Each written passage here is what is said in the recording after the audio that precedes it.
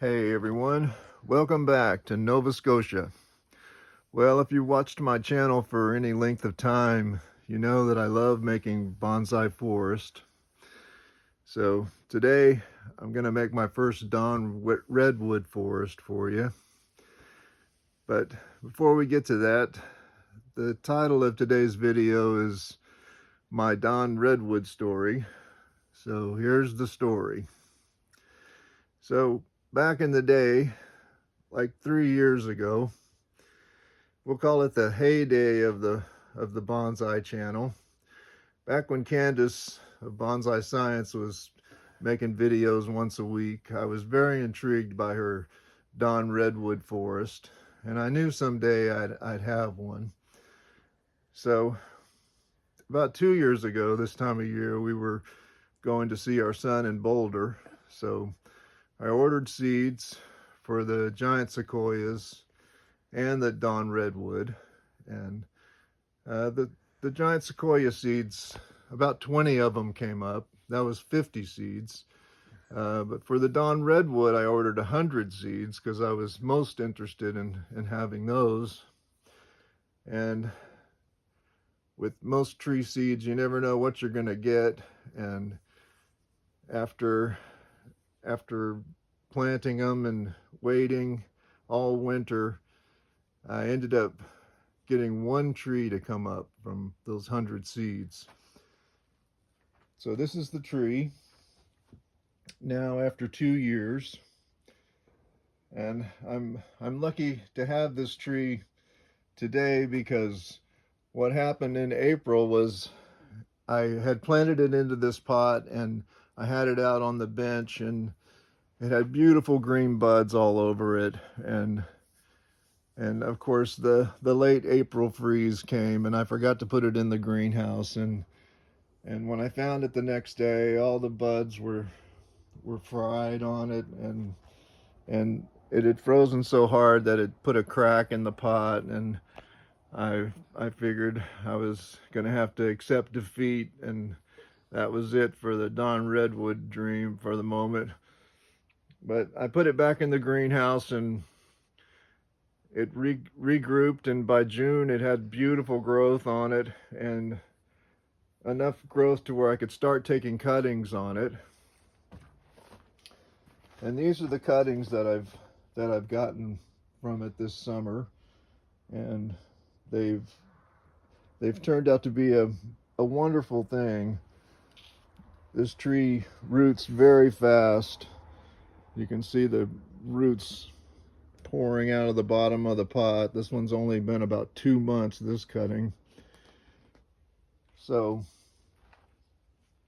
because of that, I'm gonna get to plant a forest of them today. And this is the pot that I've made for them. It's a 20-inch round pot, and I have some good video on how I made this pot, so we'll take a look at that now. I hope you enjoy. So with all my pots, the first thing is to make the sand to build the pot on. So I use these little plywood jigs to shape the sand, and that gives me a basic shape, and then I use the trowel to refine it. It's important that it has a nice curve on the top because that comes out to be the curve in the bottom of the pot.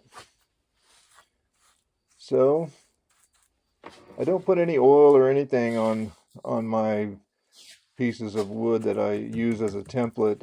I have more trouble with them sliding off, really, and you'll see later when I turn this one over, it did slide off the bat on me, but luckily it didn't take any damage from that, and it has turned out to be a really nice pot. So the first round with the concrete is just to get the very basic shape, and I don't want any concrete outside the piece of plywood, so I'm careful to keep cleaning that area so it doesn't interfere with the trowel. I decided not to put any steel in this pot. I'm still experimenting with them, and I put a nice aggregate in this mix, and that seems to be what is making the pots strong and not crack. Very fine sand is not a good idea to use because there's nothing for the Portland to grab onto. The gravel in there, or an aggregate that seems to really help them with strength. So I really don't like putting steel in them, and I have a lot of them that have never cracked without steel in them, so it is possible. So this one's a good one to experiment on because I'm planning on keeping this one. So it is a lot like icing a cake.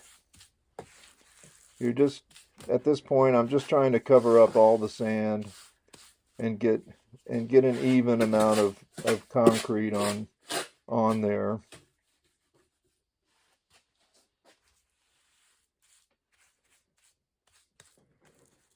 The most important thing about making these is getting your mix right so that it doesn't slump on you. You don't, if it's too runny, it just doesn't, you can't do this. It won't stand up to gravity. So the amount of water in the mix is the most important part of this, and this one turned out to be just right.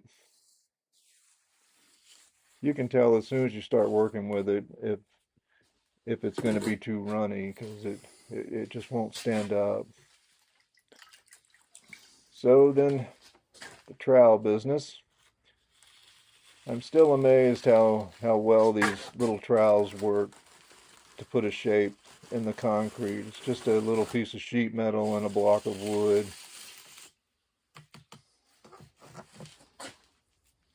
And they do work very well, but your mix has to be the right consistency.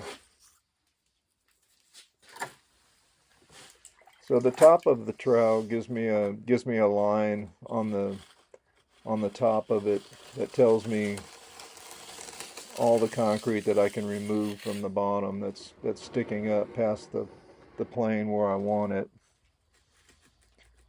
So once I get it shaped all the way around, all I have to do is take the trowel and remove that area off the top that's sticking up.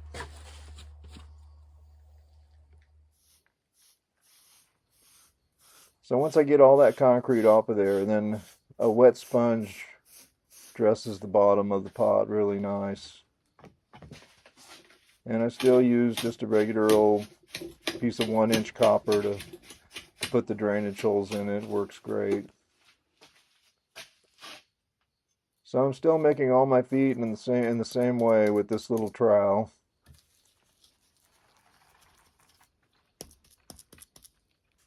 It's worked really well for me. I've never had one come off of the pot. It seems to stick together really well at this point when it's wet concrete. And once I get all 4 of them on there, putting another bat on top of them and using it to flatten them has worked really well to give me pots that don't teeter on a table. So being an old carpenter, I like to sign them with an old framing nail. Works well.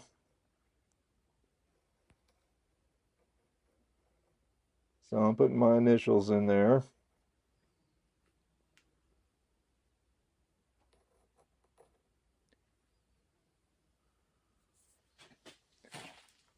So here's a good look at the old signature.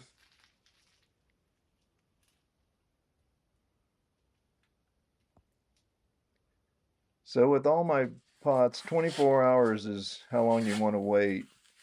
It's really important to give the concrete 24 hours to get hard enough to to flip it over like this, because you'll see that this one, it was heavy pot, and I got it up and it slipped off the bat on me right there. So it's best to try to hang on to the whole thing, but it's just an awkward time with them, especially on a big pot.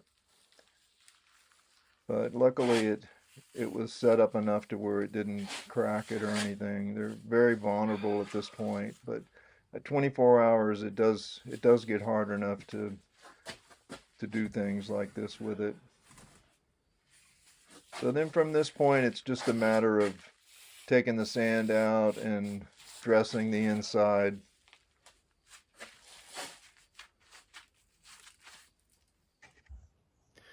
All right, so 2 years later, we're ready to have some forest fun. So as usual, I want to have a nice path through this one.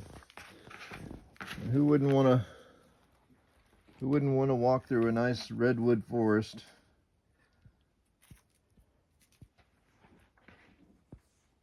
So I'll build up the path with dirt where it's going to go, so I won't get any trees in there.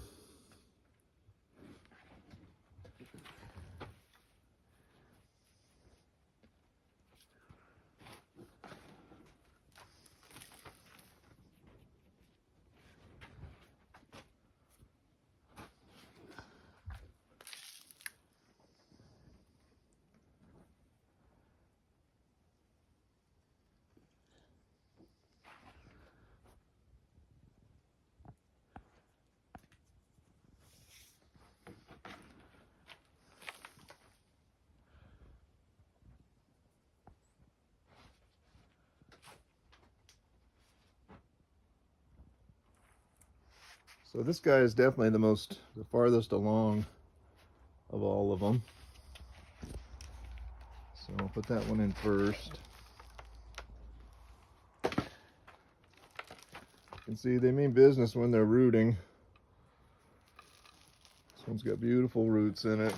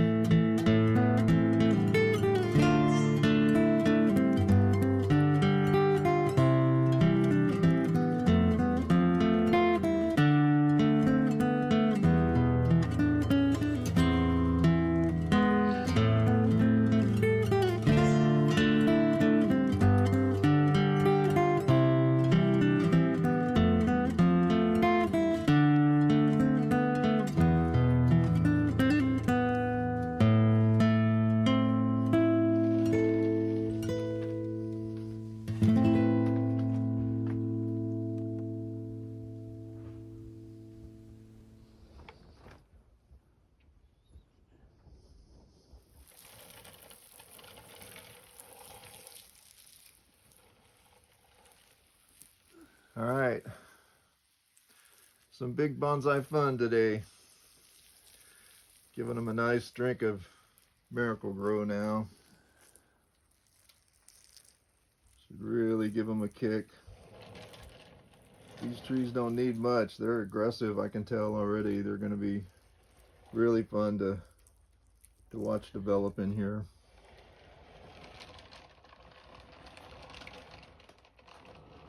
Looks like I ended up with 9 trees in there. Good lucky number.